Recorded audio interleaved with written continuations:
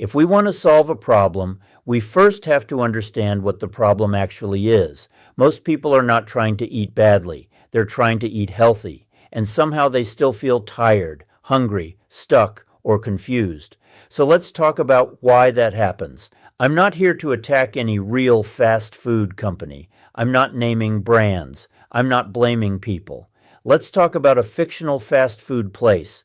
We'll call it ABC Local Fast Place. ABC doesn't exist, but the food model absolutely does. Now it's lunch, a burger, fries, or maybe you upgrade and get a sandwich. Let's slow that down for a second. The burger. How much of that patty is actually beef?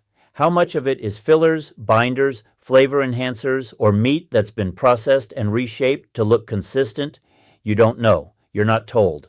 And you're not supposed to ask. Now the fries. How many ingredients are in them? What oil are they fried in? How many times has that oil been heated, cooled, and reused? Oil like that doesn't just lose quality. It changes chemically, and those changes don't help your body. So what's the result of this lunch?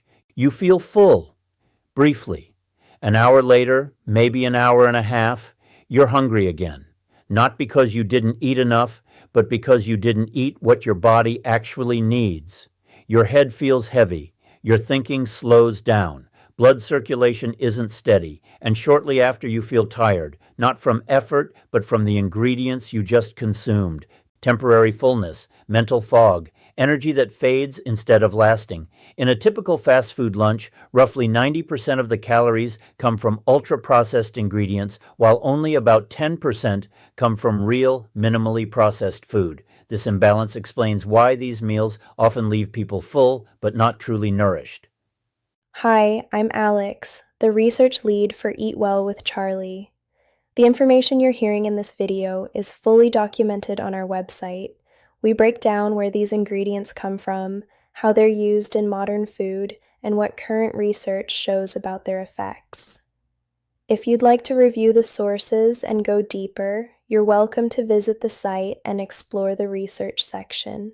Industrial seed oils. And here's something most people never think about. The greens themselves are often treated with chemicals designed to extend shelf life, not nourish your body.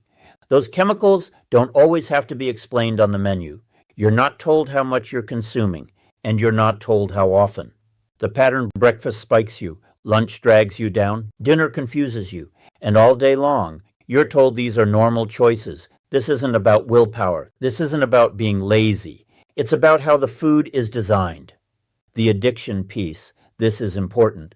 There's another part people almost never talk about. Many foods, even foods marketed as convenient or healthy, contain additives designed to make you want more.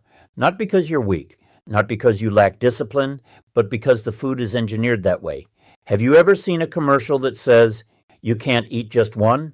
How sugar, salt, fat, and additives interact in the brain. Certain combinations don't just taste good. They override your natural stop signals. You're not hungry, but you keep eating. That's not an accident. Even healthy foods. And this doesn't only happen with obvious junk food. It happens with foods that look healthy. Protein bars, breakfast items, low-fat products, even some salads and dressings, clean packaging on the outside, problematic formulations on the inside. So when people say, "Why can't I stop craving this? Why am I hungry again? Why do I feel out of control with food?" The answer isn't shame. The answer is design.